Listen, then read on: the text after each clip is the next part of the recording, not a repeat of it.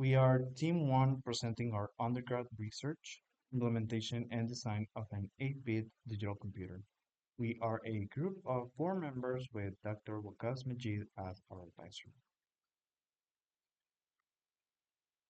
Our goal for this project was to understand the computer organization and architecture for a small computer with a limited set of instructions, which is why we created a simulation of a circuit that would function similarly to a real-life computer.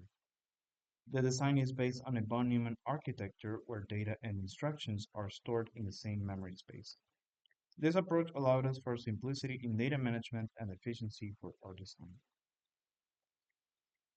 As per von Neumann architecture, our design implements a fetch, decode, execute cycle, FDE, which is the core process that drives our computer's functionality.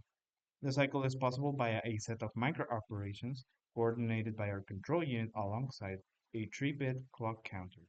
This control unit alongside the FDE cycle will be explained shortly. NI multisim was instrumental in our project, allowing us to simulate each component of our 8-bit computer, confirm each connection, and troubleshoot circuit designs in real time. We have used the program previously for a smaller version of the circuit. Our main goal for our project is to expand this circuit with a bigger memory and a wider set of instructions. Each component was designed to fulfill a specific function, forming the backbone of our computer's operations. The memory stores both data and program instructions, enabling instruction retrieval and execution. We designed and connected these components using data and address buses, ensuring efficient communication throughout the system. Registers serve as a temporary storage, facilitating data transfer and instruction management. We have different registers such as the 8-bit, 4-bit, and the special purpose register for the status flag. The ALU, arithmetic logical unit, processes arithmetic and logical functions required by instructions. The ALU will have the operations of add, subtract, and, or, not, and sort. Finally, the control unit, it directs the operation and synchronizes data flow based on the instruction cycle. This allows the FDE cycle to begin with the fetch step. With the 3-bit counter, the instructions are shown on the slide. After designing each module, we thoroughly tested and debugged the system using probes and hex displays to ensure accuracy. Debugging was essential, particularly in tracking the fetch decode execute cycle and resolving timing issues.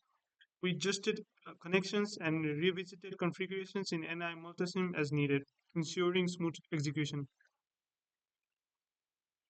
Euclid GCD was the algorithm choice we went through with as it gives us a new way to run and handle a system.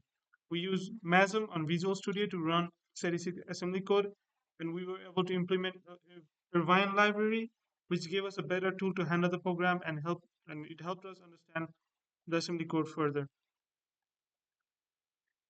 Program execution begins on the first step, where the instruction is loaded from the memory into the instruction register, which then gets decoded to the control unit to handle the execution process.